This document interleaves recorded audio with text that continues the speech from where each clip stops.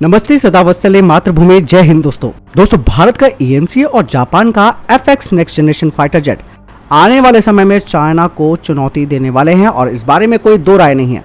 अब सवाल ये उठता है कि भारत की कितनी भागीदारी रहेगी छठी पीढ़ी के फाइटर जेट्स प्रोग्राम के लिए। हालांकि पिछले महीने जब आपने देखा होगा या जाना होगा कि प्रधानमंत्री नरेंद्र मोदी ने अपने जापानी समकक्ष फूमियो किशिदा के साथ क्वाड शिखर सम्मेलन के मौके पर मुलाकात की थी और ऐसे में दोनों देशों ने रक्षा निर्माण के क्षेत्र पर विशेष ध्यान भी दिया था और साथ में ये भी कहा कि भैया द्विपक्षीय सुरक्षा सहयोग भी बढ़ाएंगे और सैन्य सहयोग को मजबूत करेंगे। लेकिन दोस्तों इस द्विपक्षीय बैठक के 2 दिन बाद ये खबर भी हमारे पास आई थी, जिसे मैंने डिफेंस अपडेट में भी आपको बताया था कि जापान अब अपना रवैया और ज्यादा आक्रामक कर रहा है चीन के खिलाफ, खास करके उसकी विस्तारवादी नीति के खिलाफ।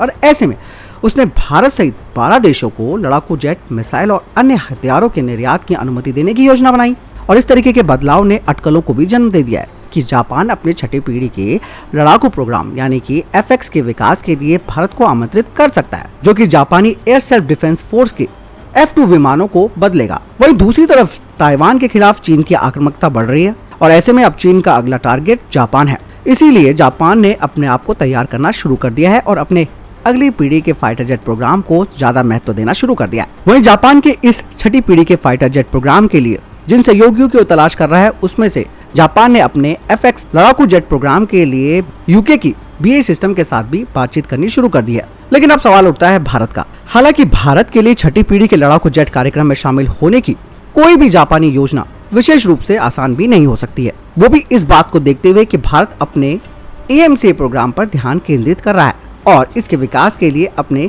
संसाधनों को भी व्यवस्थित कर रहा है। इससे पहले ब्रिटेन ने भी कहा था कि वो भारत के साथ नई लड़ाकू विमान प्रौद्योगिकी पर सहयोग करेगा और भारत को एक खुला सामान्य निर्यात लाइसेंस प्रदान करेगा, यानी कि ओपन जनरल एक्सपोर्ट लाइसेंस। इसके पीछे का कारण ब्रिटेन का ये है कि भारत रूस की टेक्नोलॉजी पर अपनी निर्भरता को कम कर सके और यही वजह रही कि ब्रिटेन ने अपने टेम्पेस्ट प्रोग्राम के लिए भारत को निमंत्रण भी भेजा है। इसी बीच भारत अपने स्वदेशी 5वीं पीढ़ी के लड़ाकू जेट AMCA के लिए प्रतिबद्ध हो चुका है, जो कि भारत का प्रमुख आत्मनिर्भर भारत योजना का प्रतीक भी है।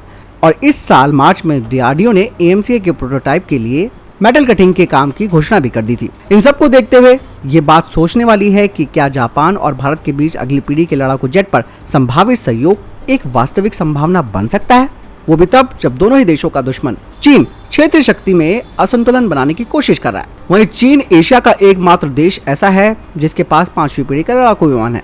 अब बात करते हैं कि क्या भारत जापान के साथ FX प्रोग्राम के लिए साझेदारी करेगा। दोस्तों अगली पीढ़ी का F3 या फिर FX जापान का पहला घरेलू रूप से विकसित स्टेल्थ फाइटर जेट होगा और ये मित्सुबिशी F2 की जगह लेगा। जैसे कि मैंने आपको बताया, ये 2 इंजन वाला लड़ाकू विमान होगा जो 6 आंतरिक हथियारों को रखने में सक्षम होगा। इसके अलावा ये जापान के द्वारा खरीदे गए F-35 जेट का भी पूरक होगा। जापान की मित्सुबिशी हेवी इंडस्ट्रीज अगली पीढ़ी के फाइटर जेट FX के निर्माण के लिए जिम्मेदार है। इसका प्रोटोटाइप 2024 तक पूरा हो जाएगा, जिसकी पहली उड़ान 2028 में निर्धारित है। जापान 2030 तक अपने 97 F-16 यानी कि डिराइव्ड F-2 लड़ाकू विमानों के साथ साथ अपने कुछ पुराने F-15S को बदलने के लिए अगली पीढ़ी के एयर सुपीरियरिटी विमान विकसित करने की योजना भी बना रहा है। दूसरी ओर भारत की अगर बात कर लेते हैं तो भारत AMCA को एक आंतरिक हथियार बे यानी कि इंटरनल वेपन बे और डाइवर्ट कम सुपरसोनिक इनटेक के साथ एक ट्विन इंजन वाले स्टील्थ विमान के रूप में तैयार कर रहा है और इसका डिजाइन भी पूरा हो चुका है। भारत का ये विमान 25 टन का विमान होगा, जिसमें कि 1500 किलोग्राम का आंतरिक पेलोड और 6500 किलोग्राम का इंटरनल फ्यूल के अलावा 5500 किलोग्राम का बाहरी पेलोड होगा। भारतीय वायुसेना स्वदेशी कार्यक्रम के लिए पूरी तरीके से प्रतिबद्ध है और अन्य देशों से 5वीं पीढ़ी या छठी पीढ़ी के किसी भी विमान को प्राप्त करने में कोई दिलचस्पी नहीं दिखाती है।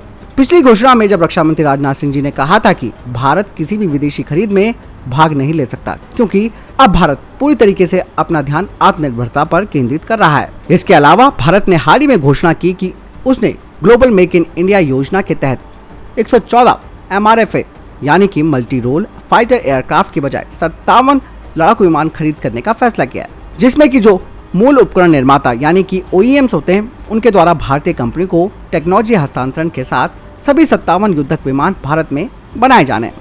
लेकिन वहीं वायुसेना की तरफ से कहा गया कि भारत 57 नहीं बल्कि 114 मल्टी रोल फाइटर एयरक्राफ्ट ही खरीदेगा, जिन्हें की अलग अलग चरणों में खरीदा जाएगा। दोस्तों वहीं कुछ एरोस्पेस और जो डिफेंस एक्सपर्ट्स हैं, उनका कहना है कि जापान के FX स्टील्थ फाइटर को भारत के advance medium combat aircraft program के द्वारा समांतर रूप से लिया गया है। हालांकि दोनों देशों के बीच इस तरीके का कोई सहयोग नहीं है, जिसमें कि सिस्टम और सब सिस्टम्स होते हैं, उनके एकीकरण की संभावनाएं बहुत सीमित हो जाती हैं। वहीं भारत अपने तेजस मार्क 1 प्रोग्राम के हिस्से के रूप में जापान के साथ एक एरोस्पेस इकोसिस्टम की भी स्थापना की है, जिससे कि भारत के तेजस मार्क 2 प्रोग्राम के पूरा होने के बाद और बेहतर होने की उम्मीद है। इसके अलावा AMCA के हकीकत बनने से पहले भारत की नौसेना 4.5 पीढ़ी के TDBF विमान को विकसित करने की योजना बना रही है। बता दें कि जापान का हवाई हथियार प्रोग्राम एक उन्नत चरण में पहुंच गया है, यानी कि जापान के जो एयरबोर्न वेपन प्रोग्राम्स है वो काफ़ी एडवांस स्टेज पर हैं, क्योंकि जापान दुनिया के लिए अगली पीढ़ी की तकनीक को पेश करने वाला पहला देश था। और जापान की घरेलू एरोनॉटिकल और एवियोनिक्स इलेक्ट्रॉनिक सिस्टम पहले से ही मौजूद हैं। डिफेंस एक्सपर्ट्स का कहना है कि वास्तव में अगली पीढ़ी के लड़ाकू विमान के निर्माण की जो कुंजी है, यानी कि जो की है, वो इंजन होगा। और जापान IHI कॉर्पोरेशन X-59 के करीब आ रहे हैं। उनके कमजोर और पिछली पीढ़ी के इंजनों के कारण चीनी J-20 और रूसी Su-57, जो कि 5वीं पीढ़ी का परमाणुक विमान नहीं कहा जा सकता, उनकी तुलना में। इसके अलावा दोस्तों, जापान ने 142 यानी कि 142 लॉकहेड F-35B और F-35A lightning stealth fighter jets का भी ऑर्डर दिया है। लेकिन FX उन दोनों के साथ साथ रूसी और चीनी लड़ाकू विमानों से आगे की पीढ़ी हो सकता है। इसके अलावा इस प्रोग्राम की लागत करीबन $48 बिलियन होगी। इसीलिए जापान कुछ देशों को इस प्रोग्राम में शामिल करने की दिलचस्पी रखता है, ताकि कम से कम और जो चाहने वाले देश हैं इस फाइटर जेट को, उनसे जो कैश है यानी कि नकदी है उसे सुरक्षित किया जा सके। हालांकि भारत के लिए जापान और यूनाइटेड किंगडम जैसे साझेदारों से 6ठी पीढ़ी की कुछ तकनीकों को हासिल करना अच्छा हो सकता है, लेकिन एक अन्य विदेशी प्रोग्राम का हिस्सा बनने के लिए अपने लड़ाकू जेट विकास को दरकिनार करने की कोई संभावना नहीं है। लेकिन दोस्तों, इतना तो तय है कि दोनों ही फाइटर जेट्स आने वाले समय में चुनौती देंगे चाइना को, वो भी बहुत बड़ी वाली। तो दोस्तों, आपने पूरा सिनेरियो जान लिया है भारत और जापान के 6ठी पीढ़ी के प्रोग्राम में सहयोग करने के लिए। आपको क्या लगता है, क्या भारत को जाना चाहिए ऐसे में जापान के साथ? मुझे कमेंट सेक्शन में लिखकर जरूर बताएं। मिलता हूं नए वीडियो के साथ। ख्याल रखिएगा अपना और चैनल जरूर सब्सक्राइब कीजिएगा। जय हिंद, वंदे मातरम।